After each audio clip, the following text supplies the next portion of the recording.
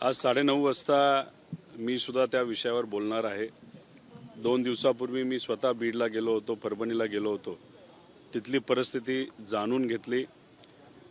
तिथं असणाऱ्या पीडितांच्या नातेवाईकांना भेटलो, सामाजिक कार्यकर्त्यांना भेटलो आणि तिथं असणारी वस्तुस्थिती आज अधिवेशनामध्ये मी स्वतः तिथं मांडेल। अतिशय वाईट परिस्थिती आहे।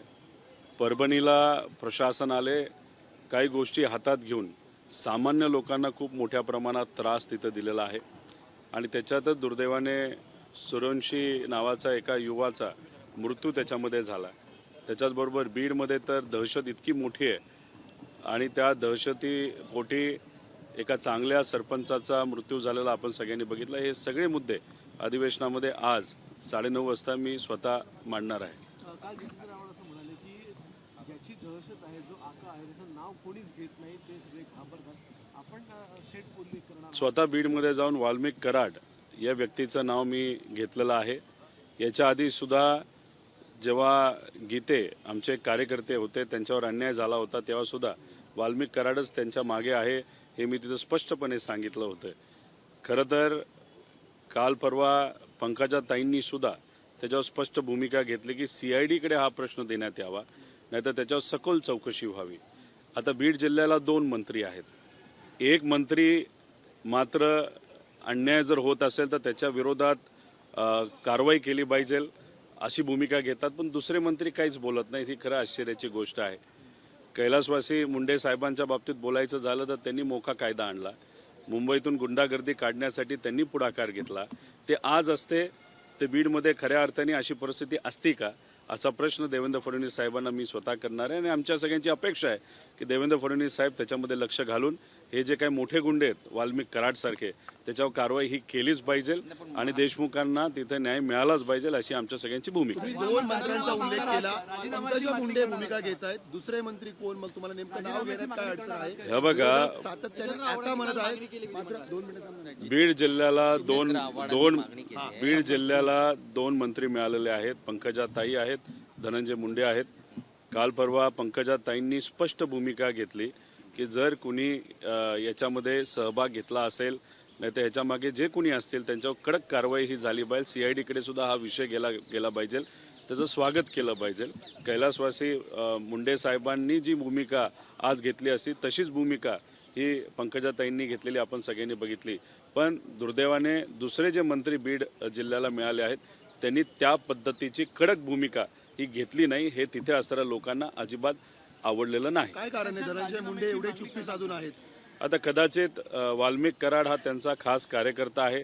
बीड जिल्ह्यामध्ये कदाचित धनंजय मुंडेंचं जेवढं चालत नाही तेवढं वाल्मिक कराडांचं चालतं आणि मग वाल्मिक कराडाचं नाव जर पुढे येत असेल तर मग त्याच्यावर कसं बोलायचे अशी कदाचित अडचण ही धनंजय मुंडे साहेबांची झाली असावी, म्हणून त्यांनी त्या बाबतीत काही भूमिका घेतली नाही। दुर्दैव असं त्यांनी बोलत असताना देशमुख जे सरपंच होते त्यांचं कार्य चांगलं होतं।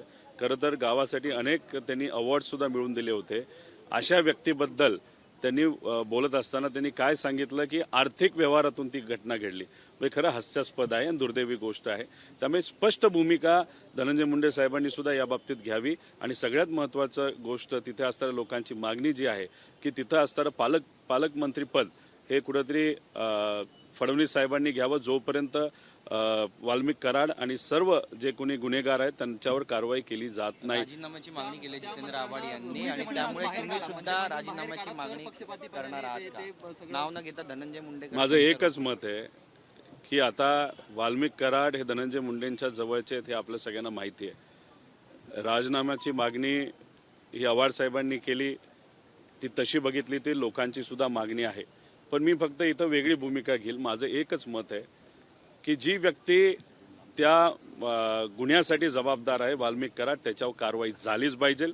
302ची कारवाई झालीच पाहिजे आणि बीड जिल्ह्यामध्ये सामान्य लोक आज जे भयभीत आहेत त्यांची भीती घालवण्याची खऱ्या अर्थाने आज जरूरत आहे। मुलींना सुखरूप वाटत नाही, सामान्य लोक आज भीतीमध्ये राहत आहेत आणि अशा परिस्थितीमध्ये कुठेतरी बीडची जी काही कायदा व सुव्यवस्थेची परिस्थिती अतिशय खालच्या लेवलला तिथं गेलेली आहे। प्रशासन सुद्धा सामान्य लोकांना सहकार्य करत नाही आणि ही भूमिका आणि ही परिस्थिती तिथं बदलायची असेल तर कडक कारवाई केलीच पाहिजे। जसं कैलासवासी मुंडे साहेबांनी भूमिका पूर्वी घेतली तशाच पद्धतीने कडक कारवाई आज करण्याची जरूरत आहे. पण मुंडे साहेबांनी त्या काळामध्ये जशी कडक कारवाई केली तशीच कारवाई देवेंद्र फडणवीस साहेब करतील का हा मोठा प्रश्न आहे. सर, रेशीम बागेमध्ये सातत्याने भाजपकडून महायुतीच्या पक्षांना निमंत्रण दिलं जातं. गेल्या वेळी अजित पवारांनी भूमिका स्पष्ट केली होती की आमचे विचार वेगळे आहेत, त्यामुळे आम्ही जाणार नाही. मात्र आज राजू कारेमोरे हे एकमेव राष्ट्रवादीतील आमदार होते, ते संघ मुख्यालयात पोहोचल्याचं पाहायला मिळालं. काय परिवर्तन होताना पाहायला मिळतं? माहित नाही, बीजेपीची कदाचित सुरुवात असावी नाहीतर तयारी असावी 2029ला स्वबळावर जाण्याची.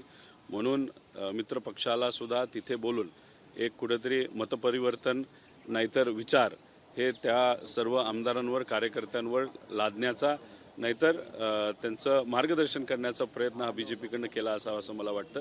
पण त्यांचा तो विषय कुणी जायचं कुणी नाही जायचं हा खरं त्या आमदारांनी त्या पक्षाला घेण्याची जरूरत आहे असं मला वाटतं. छगन भुजबळांच्या रूपामध्ये सुरुवात होईल का? कारण सातत्याने छगन भुजबळ समर्थक मागणी करत आहेत की आपण आता राष्ट्रवादीला सोडचिठ्ठी देऊन भाजपमध्ये प्रवेश करावा. एक तर भुजबळ साहेब मोठे नेते आहेत, पण ते आता दुसऱ्या पक्षामध्ये आहेत. त्यांनी काय भूमिका घ्यायची खरं तर हा त्यांचा विषय आहे, त्यांच्या पार्टीचा विषय आहे. त्यामुळे ती पार्टीच वेगळी असल्यामुळे त्याच्यावर खूप काय बोलणं मला उचित वाटत नाही. पण जेव्हा ते आदरणीय पवार साहेबांबरोबर होते, पवार साहेबांनी नेहमी भुजबळ साहेबांना न्यायच दिलेला आहे. हे मी नाही, स्वतः भुजबळ साहेबांनी काल परवा भाषणामध्ये सुद्धा बोलून दाखवलेलं आहे. आज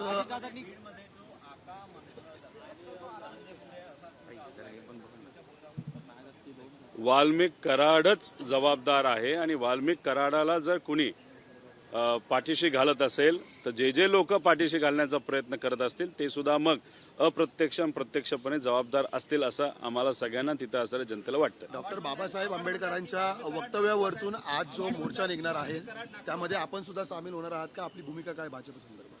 एक तर काल परवाच आम्ही ती भूमिका घेतलेली आहे. जन्मल्यापासून आणि आमच्या आधीच्या पिढीपासून आत्तापर्यंत संविधान हे आमच्या सर्वांसाठी अतिशय महत्त्वाची गोष्ट आहे. विश्वरत्न डॉक्टर बाबासाहेब आंबेडकरांनी जो विचार आणि संविधान आपल्या सर्वांना दिलं त्याच्याशिवाय हे राज्य आणि हे देश चालूच शकत नाही. त्यामुळे आमच्यासाठी विश्वरत्न डॉक्टर बाबासाहेब आंबेडकरांचा विचार आणि संविधान फक्त फॅशन नाही तर आमच्या सर्वांसाठी पॅशन आहे, एवढंच या ठिकाणी मी सांगतो. आव्हाडांनी म्हटलंय की वाल्मिक कराड नागपुरात आहेत, फडणवीसांच्या नागपुरात आहेत. हे बघा, गृहमंत्री हे राज्याचे असतात. देवेंद्र फडणवीस साहेब मुख्यमंत्री सुद्धा आहेत आणि गृहमंत्री सुद्धा होतील असं वाटतंय. आणि मग याच्यात नागपूर असू नाही तर बीड असू, शेवटी गुन्हेगार हा गुन्हेगार असतो. कारवाई करणं हे जास्त महत्त्वाचं आहे. त्यामुळे लवकरात लवकर कारवाई केली जावी अशी बीडकरांची पण मागणी आहे, सामान्य लोकांच्या महाराष्ट्राची सुद्धा मागणी आणि आमची सुद्धा मागणी आहे. सर, कॅगने एक ठपका ठेवला आहे नॅशनल हायवे संदर्भात. आधी बोलत जाणार नॅशनल हायवे संदर्भात 203 कोटींचं नुकसान झालेलं आहे. आमचं एकच मत आहे की गडकरी साहेबांच्या खात्यालाच आत्तापर्यंत का टार्गेट केलं गेलं.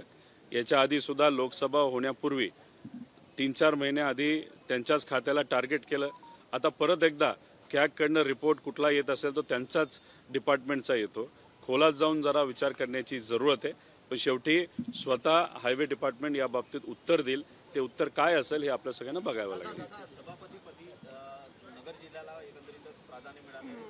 तब्बल 20 वर्षांनंतर नगर जिल्ह्यामध्ये विधान परिषद सभापतीपदी राम शिंदे यांची निवड जवळपास निश्चित मानली जाते.